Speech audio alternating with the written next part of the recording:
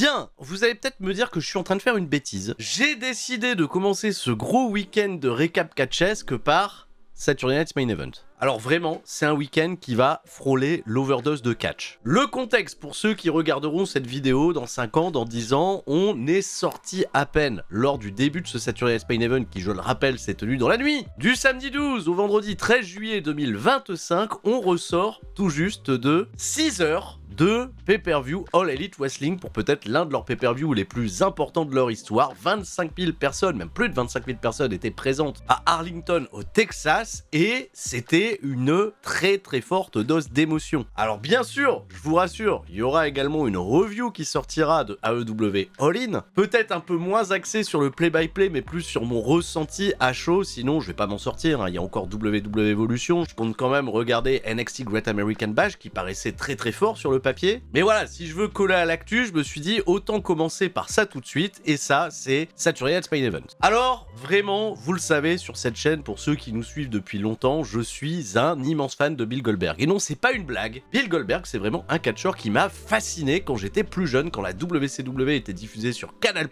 Construit comme une véritable machine qui ne perdait aucun combat, la streak est devenue légendaire, le moment où il a battu Hogan à Atlanta, au Georgia Dome, 40 000 personnes, c'était fabuleux. Mais Bill Goldberg, c'est aussi un catcheur qui, dans les codes actuels du catch moderne, ne présente quasiment aucune nuance. En tout cas, la vieille version de Bill Goldberg, hein, le mec venait, il cassait une tête, il gagnait son match, il repartait, pas d'émotion. Et c'est vrai que si tu transposes ça à nos codes beaucoup plus modernes, les babyface, ils ont plutôt une grosse palette d'émotions, ils sont capables d'agir sur plusieurs niveaux à la fois. Et ce Bill Goldberg, il a dû s'adapter, notamment lors de son comeback à partir de 2016. On a vu un Goldberg un petit peu plus émotif. Pour faire un comeback, pour se prouver qu'il avait toujours une Spear ou deux en lui, il voulait rendre fier son fils, Gage Goldberg, hein, qu'on a vu de ce fait grandir avec les années. Mais voilà, la réalité derrière tout ça, c'est que Goldberg, on le sait tous, il est limité, il était prévu dans un spot à l'époque pour faire des matchs de 3-4 minutes, jamais beaucoup plus. Donc dans le format actuel de ce que veut être WWE plus axé sur le storytelling, eh bien, c'est assez compliqué en fait de s'adapter à un Bill Goldberg, tout le monde le sait. Maintenant, on pensait lui avoir dit adieu il y a 3 ans lorsqu'il a perdu contre Roman Reigns en Arabie Saoudite, où je le rappelle, il avait pass out dans sa guillotine au terme d'un match plutôt honnête, décent en tout cas pour ce que Bill Goldberg est capable de faire. Mais ce Goldberg qui revient pour un dernier run pour faire face à Gunther pour le championnat World Heavyweight, on avait un petit peu cette crainte de se dire ok, on est à Atlanta, est-ce qu'ils vont faire perdre Bill Goldberg à Atlanta face à Gunther? Est-ce que WWE nous réserve pas un sale coup comme il l'avait fait à l'époque en faisant remporter le titre à Goldberg à 2 reprises contre Kevin Owens et le regretté Bray Wyatt? Alors l'intérêt était là-dessus, l'accident de voiture allait-il se produire? On est parti, Saturday Night's Main Event, qu'est-ce qui s'est passé? Un show publicitaire entrecoupé de quelques moments de catch. Oui bon c'est vrai, allez c'est la blague facile, il y a beaucoup de publicité mais en fait il n'y en a pas véritablement plus que lors d'un weekly traditionnel, un épisode de SmackDown, un épisode de Raw. La publicité aux États-Unis quand t'es sur un format télé. Alors oui, ce qui est déroutant, c'est que Saturday Night's Main Event est plutôt vendu comme ce qu'on appelait autrefois un pay-per-view, ou aujourd'hui un premium live event pour rattacher aux codifications de WWE. 4 matchs sur le programme et une volonté, je pense bien sûr, de construire le gros événement attendu cet été, à savoir SummerSlam.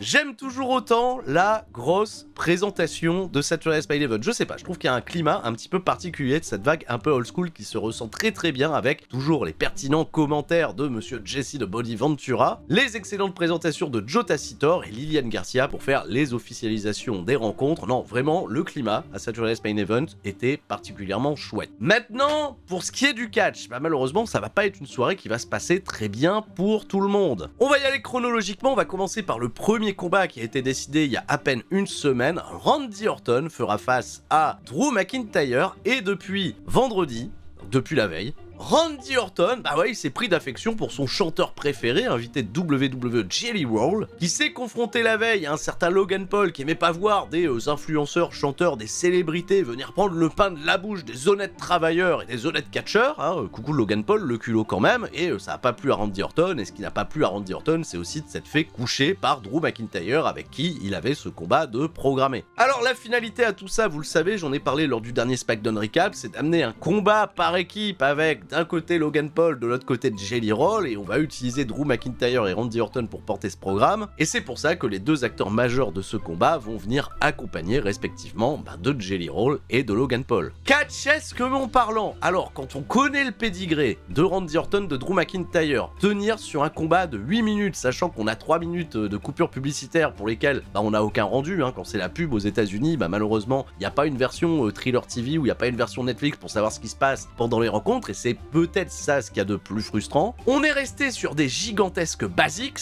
Orton a amorcé son comeback avant de se laisser distraire par Logan Paul aux abords du ring, ce qui a provoqué un retour de Drew McIntyre qui portera son Claymore Kick pour simplement un compte de 2 puisque le pied de Randy Orton était sur la corde. Derrière, il y a une prise de bec entre Logan Paul et Jelly Roll, voilà, ça s'est un petit peu frité. Jelly Roll, il a repoussé Logan Paul qui est tombé au sol. McIntyre, il est venu provoquer Jelly Roll, il s'est retourné, il est tombé dans le RKO de Randy Orton et il a perdu le combat, voilà, ça s'est réglé très facilement. Et ouais, le match est véritablement un prétexte et va plutôt servir d'angle pour qui se passera, vous le savez tous désormais, à SummerSlam. Dans l'aftermatch, Logan Paul, il est venu mettre sa grosse droite à Randy Orton, il a commencé à le savater de coups. Jelly Roll, il y a eu un plan sur lui, il était un petit peu pipou, il a décidé de s'impliquer physiquement. Voilà, confrontation avec Logan Paul qui a tenté de lui mettre une droite, Jelly Roll l'a esquivé et lui a mis un grand bourre-pif. Réaction de la part du public, bien évidemment, ça implique des célébrités, donc tout de suite c'est différent, c'est un peu sauvage. Et Jelly Roll, il est venu auprès de la carcasse de Randy Orton pour savoir s'il allait bien, et il a été surpris par le Claymore Kick de Drew McIntyre. En plus de ça, ça protège Jelly Roll, il est pas obligé de prendre un gros bump puisqu'il partait à position à genoux. McIntyre, il a chambré de Jelly Roll, la sécurité est arrivée, c'est le drame, aïe aïe aïe, qu'est-ce qui se passe? On est parti à la pub, retour de pub, on nous remonte des images de cette situation totalement, prévisible, quand on connaît un petit peu la lecture, les scénarios de WWE. Encore une fois, je trouve pas que ça soit un mauvais plan d'utiliser des célébrités, mais je trouve que ce programme dessert particulièrement Randy Orton et Drew McIntyre qui avaient des directions qui me semblaient, un peu plus sérieuses dans l'idée, et on a plus l'impression qu'on est sur un programme de mid-card avec un petit peu, de strass et paillettes. Surtout que WWE, ils vont en faire des caisses, quand je vous dis on nous remonte, ça va être le cas toute la soirée, et il y a un fil rouge. Plus tard dans le show, on va retrouver les gens se faire engueuler backstage, Logan Paul, Drew McIntyre, et encore un peu plus tard, Jelly Roll et Randy Orton vont faire une déclaration au micro, ils challenge Logan Paul et Drew McIntyre pour un combat par équipe à SummerSlam, c'est désormais officiel. Voilà, c'est inévitable, il va falloir composer avec, et j'ai pas grand chose à rajouter de plus. Allez, retour à l'arène où on a des catcheuses qui vont prendre part à Evolution, Io Sky, Rhea Ripley qui posent dans le public. Enfin, elles viennent juste faire la petite vignette, vidéo avant de retourner backstage. Je pense pas qu'elles restent dans le public pour assister au combat au premier rang, sinon je pense qu'elles se feraient un petit peu plus remarquer. Mais c'est vrai que ce Saturday Night Main Event, il n'y avait pas de match féminin annoncé. On a un plan sur Jade Cargill et Jade Cargill va se faire attaquer dans le dos par Naomi. Voilà, la situation elle dégénère. On amène à nouveau le service de sécurité qui est bien plus réactif que les arbitres dès lors qu'il y a un ref bump, bizarrement. Et on en reparlera. On se retrouve dans cette situation, on a Naomi qui est postée sur la table des commentateurs et Jade Cargill dans le ring, et là, Nick Aldis, il a l'idée du siècle pour arbitrer la rencontre de WWE Evolution, qui, je le rappelle, est un combat no holds barred, sans disqualification. Donc c'est-à-dire on a juste besoin d'un arbitre pour compter 3 et pas plus. Vlatipak, Nick Aldis, il a choisi d'y mettre un spécial guest referee. Mais pourquoi faire? Et tu sais qui il a choisi comme spécial guest referee? Oui, dans l'histoire ça raconte quelque chose. Puisque c'est Bianca Belair. On n'a pas appris des erreurs d'Adam Pearce qui avait choisi déjà Bianca Belair pour arbitrer un combat entre Io Sky et Rhea Ripley, c'était catastrophique. Et Bianca Belair, ils la font arriver, elle a l'air bien contente. En plus de ça, elle a toujours un bandage sur la main, comment elle va compter, ça va être compliqué quoi. C'est bon, voilà, on va faire avec, mais c'était peut-être inutile. Bon, je comprends l'idée, on veut développer les intrigues et on va certainement voir Bianca Belair arrête d'attaquer l'autre dans le coin. Mais c'est un combat sans disqualification, ça me rend fou déjà, rien que d'y penser. Bon, peut-être je vais être surpris, on verra quand on fera la review de WWE Evolution. Évidemment, c'est la grande soirée de Bill Goldberg où on nous remonte plein d'images, plein de clips et on a des invités prestigieux comme DDP, comme Doug Dillinger. Ouais, Doug Dillinger. Alors ouais, ça a pas parlé à certains d'entre vous, mais Doug Dillinger, c'était le chef de la sécurité de la WCW. Et en fait, on le voyait surtout dès lors qu'il y avait des grosses bagarres, dès lors qu'il fallait intervenir, dès lors qu'il y avait surtout Bill Goldberg qui faisait son arrivée avec, comme vous le savez, toujours plein de membres de la sécurité autour de lui. Les escortes de Bill Goldberg, comme si c'était le président des États-Unis, ça m'a toujours amusé à l'époque. Et Doug Dillinger, oui, il avait son petit rôle à l'époque, ça me fait plaisir de voir qu'il est toujours là et qu'il a pas trop changé. Jimmy Uso fait son arrivée, il va challenger dans un instant Solo Sikoa pour le championnat des États-Unis, un Solo Sikoa qui va bien évidemment arriver accompagné de toute sa Temu Bloodline. Ouais, parce que le public il a chanté Temu Bloodline, alors ça m'amuse un peu. Non, c'est My Family Tree, mon arbre généalogique. Ce nom est quand même exceptionnel. Alors, ça va être fair and square, hein. Il va y avoir aucune intervention extérieure, ça va se dérouler dans les règles. Solo Sikoa va conserver son titre de la plus belle des manières. Pas du tout, hein. Peut-être des gens y ont cru, mais non, absolument pas. Dès lors qu'il va y avoir une petite distraction avec l'arbitre, étant donné qu'il y a 3 mecs autour du ring, bah Tala Tonga il s'illustre, il met des cordes à linge, il met des bourre-pifs. Pour Jimmy Uso, évidemment, c'est mission suicide, surtout qu'il a aucun backup, il va perdre le match, et en plus de ça, on va pas donner une grosse victoire très assumée pour Solo Sikoa, il va réussir à gagner par roll-up. Et en plus de ça, un roll-up assisté du grand pied de Tala Tonga là qui est venu pousser le cul de Solo Sikoa pour mettre plus de pression, 1, 2, 3. Ça a duré 10 minutes entrecoupé de la classique coupure publicitaire, hein, ce qui nous a retiré une partie du match. C'était pas des plus excitants, mais ça a permis dans l'aftermatch, après que tout la bloodline de Temu là se mette sur Jimmy Uso, un retour. Ah, mais il était parti que depuis 2 semaines. Le retour de Jacob Fatu. Ah, seulement Jacob Fatu, hein, pas encore de Jey Uso impliqué, etc. Pour l'instant, c'est du 2v4. Ils en ont profité pour faire un gros face-off entre Tala Tonga, puisqu'il est grand, et Jacob Fatu. Jacob Fatu, il a pris l'avantage, il a fait un dive sur tout le monde. Ça a fait plaisir à Jimmy Uso, qui finalement a perdu le match. Toujours plus de clips sur Bill Goldberg, toujours plus de clips sur Jelly Roll, il s'est fait attaquer, il a pris un Claymore Kick. Et on accueille celui qui va pas passer une bonne soirée, hein. Malheureusement, ça c'est la triste nouvelle de ce Saturday Night Main Event. Seth Rollins, accompagné de Paul Heyman, va dans un petit instant affronter LA Knight pour probablement faire avancer ce gros programme très intéressant autour du clan de Seth Rollins, hein, qui détient, je le rappelle, la manette du Money in the Bank. Aucune présence de Bronson Reed et de Bron Breakker, et pour le combat qui nous a été présenté face à LA Knight, c'était plutôt très correct, hein. On se laissait prendre dans l'action, malgré encore une fois les coupures publicitaires qui viennent casser le rythme. Tout le monde a eu l'occasion de s'illustrer, Seth Rollins il commençait un petit peu à amener ses routines, il a fait la senton depuis les cordes, il a voulu enchaîner avec son Lion Salt, LA Knight a esquivé, et en se réceptionnant, malheureusement, Seth Rollins s'est pété le genou. C'est malheureusement le même genou qui a subi déjà pas mal de problèmes dans toute sa carrière à la WWE, un genou qui lui porte malheur. Et Seth Rollins, la réaction elle a été immédiate, il s'est tout de suite isolé dans un coin, protégé par l'arbitre. Il a été parlé à Paul Heyman, LA Knight est resté à l'écart, et ah oui, dès lors que vous avez vu le médecin arriver, vous avez bien compris que pour Seth Rollins, le genou c'était pas gagné. Alors au moment où je vous parle, on n'a pas plus de détails sur la nature et la gravité de cette blessure. Seth Rollins a quand même été capable de se relever, il s'est tout de suite mangé un BFT, il a perdu le match, et LA Knight, quelque part, remporte une victoire importante, mais une victoire qui, je pense, il aurait aimé remporter dans d'autres circonstances, surtout que, selon les Dirt Sheets, Seth Rollins était prévu pour remporter la rencontre. Ça a vraiment mis un climat un peu spécial, étant donné que même les commentateurs se sont pas du tout excités pour cette victoire de LA Knight, alors que c'est le même LA Knight qui, la veille à SmackDown, avait dit qu'il allait faire bien plus que battre Seth Rollins et qu'il chercherait à le blesser. Bah voilà, c'est chose faite. C'est pas de sa faute, hein, mais c'est accidentel, mais bon, il est blessé, et ouais, c'est un peu dommage, parce qu'on a absolument pas respecté le kayfabe là-dessus, les émotions elles ont pris le dessus, et on va souhaiter bien évidemment un prompt rétablissement à Seth Rollins, et je pense que c'est assez dramatique, hein, pour WWE si Seth Rollins la blessure est grave. Je rappelle qu'il est le détenteur du Money in the Bank, qui avait un gros programme prévu pour lui potentiellement pour SummerSlam et même pour les mois à venir de WWE, on sentait que c'était un projet sur du long terme, et j'imagine à peine la grosse panique que ça doit provoquer en coulisses. Il va falloir trouver une solution à tout ça, il va falloir revoir les plans.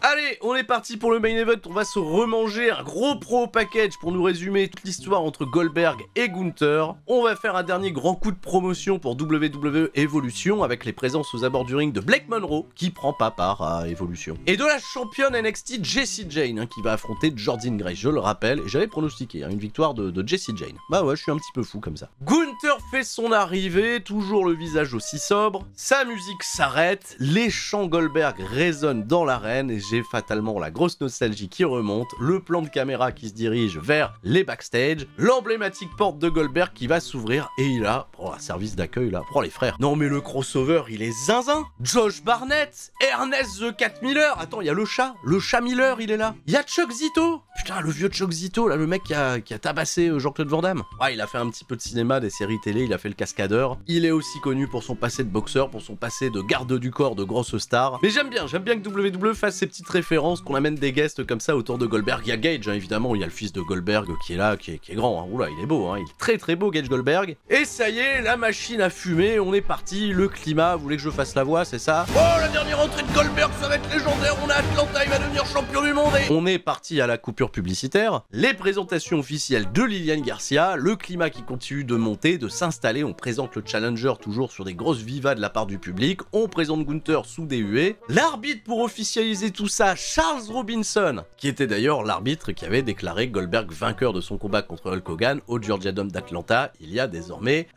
27 ans. Putain, 27 ans la vache. Et la cloche sonne, c'est parti. Goldberg, bah déjà il pousse Gunther, voilà, qui tombe par terre, voilà, pour montrer que Goldberg il est fort. Gunther il va changer d'approche, il va vouloir être plus physique, il va mettre un premier atemi à Goldberg qui ne va pas le vendre. Et quand on connaît le lore autour des gros atémis de Gunther, voir Goldberg ne pas vendre et sourire devant les atémis de Gunther, j'avoue que je me suis laissé emporter un petit peu par la magie. Ah si, j'avoue, c'était pas mal. Ils vont remettre un deuxième Gunther, Goldberg il reste fort, il commence à enchaîner les coups, les cordes à linge, tout ça, ça va tenter la spear, mais Gunther va s'esquiver à l'extérieur du ring, ça va se bagarrer. Goldberg il va tenter de projeter Gunther sur la barrière de sécurité qui va esquiver en faisant une belle roulade. Non, il y a des roulades vraiment, faut le dire, elles sont stylées. Et esquive de Gunther sur la tentative de spear de Goldberg qui va passer à travers la barricade, hein, le fameux spot barricade, si cher à WWE et si cher à tous les catcheurs qui font des spears. On est parti à la pub, donc voilà, vous pouvez encore retirer 3 minutes, on sait pas ce qui s'est passé, mais Gunther, au retour de publicité, a commencé à s'en prendre au genou blessé de Bill Goldberg.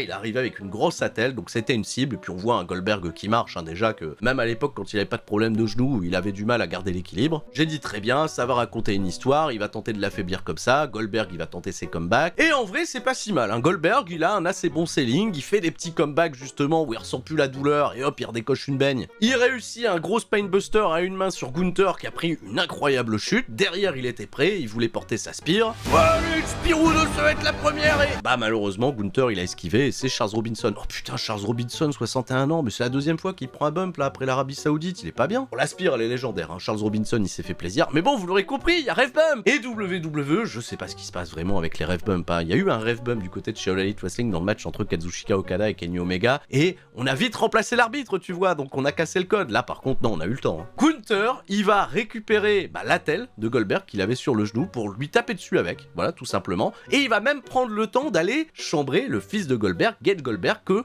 je pressentais peut-être s'impliquer, peut-être dans la fin de combat, ça aurait pas été trop mal pour essayer de le mettre un peu en avant si jamais le petit il a décidé de devenir catcheur, et pourquoi pas les portes de WWE, ça peut raconter des histoires. Voilà, on s'est un petit peu embrouillé gentiment et Gage Goldberg il a sauté au-dessus de la barricade et j'ai adoré le fait qu'il y a tout de suite un service de sécurité qui est venu repousser Gage Goldberg. Gunther il est revenu dans le ring bien content, il s'est retourné et il a pris la spear de Bill Goldberg. Allez, on est parti, l'énergie, on est là, Atlanta, donnez-moi la force, on est parti, on va soulever Gunther pour un jackhammer. Et oh la vache, j'ai fait un beau jackhammer, dis donc. Ah mais, aïe, j'ai mal au genou, puis y a pas d'arbitre pour compter. Oh. Et ça y est, il y a un arbitre qui arrive justement, mais on a perdu un petit peu de temps et Gunther se dégage à 2,99. Il s'est sorti du jackhammer légendaire. Et Goldberg, en essayant de se redresser, malheureusement, la jambe ne va pas tenir. Et Gunther immédiatement s'embarque dans la brèche, il porte sa slipper, et même si Goldberg il a tenté un petit peu d'y résister, il va, une fois de plus, pass out, comme il avait pass out face à Roman Reigns. Victoire de Gunther, je pense que pour beaucoup c'est une libération. J'ai pas trouvé le match trop mauvais. Je vous le cache pas, ça a peut-être dépassé mes attentes et c'est le match qui a été bizarrement le mieux noté sur Cage Match. Ah ouais, il prend encore Cage Match en référence, mais ça m'a un peu abusé que ça soit le match le mieux noté sur Cage Match de la soirée. J'avoue, au fond de moi, j'aurais aimé qu'on crée un petit peu plus le suspense sur la fin de combat, mais quand même, cette affaire, elle a duré plus de 14 minutes. Vraiment, un chapeau à Gunther pour avoir composé ça et avoir donné cette opportunité une dernière fois à Goldberg de briller. Et alors que Gunther quittait le ring et qu'il y avait ce plan sur le visage de Goldberg qui était voilà, triste d'avoir perdu devant son public, et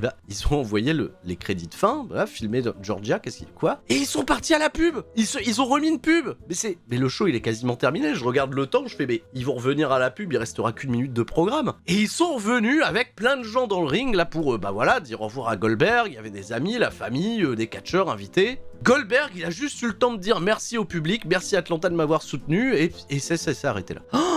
Oh, à mon sens, ils ont absolument pas respecté les adieux de Goldberg. L'émission, elle s'arrêtait comme ça. Il n'y a pas eu une petite rediffusion du speech d'adieu de Goldberg sur les réseaux sociaux. Je suis très triste. J'espère que ça sortira peut-être un petit peu plus tard, mais ouais, à mon sens, c'est bon merci, on a fait son truc là, et maintenant on se casse quoi. Bon, après, il y a les contraintes de temps horaire, la télévision, vous savez ce que c'est, mais on a beaucoup plus, j'ai l'impression, insisté sur du jelly roll, et on n'a pas laissé le dernier grand moment à la légende, voilà, Bill Goldberg. Merci pour tout, merci Bill, merci, c'est fini là, on va plus pouvoir faire un spear ou deux, non, c'est la fin. Là, c'est vraiment la fin. C'est pas, il y a pas un espoir, il y a pas quoi que ce soit, c'est terminé. Et c'est la fin de Saturday Night Main Event, qui était oubliable. Oubliable, et en quelque sorte très triste. Parce que ouais, Seth Rollins blessé, évidemment, les plans de WWE, le counter-programming finalement n'a pas été super satisfaisant à suivre. Et je le rappelle, c'était un peu l'indigestion de catch quand on passe après 6 heures de AEW All-In. Je l'évoquerai bien évidemment dans une vidéo prochaine. Merci de m'avoir suivi, merci pour la force, merci pour les pouces bleus, merci pour les commentaires, et bon week-end catchesque à toutes et à tous, un week-end qui n'est pas terminé. A très vite sur C'est ça le catch, c'était Sturi, ciao,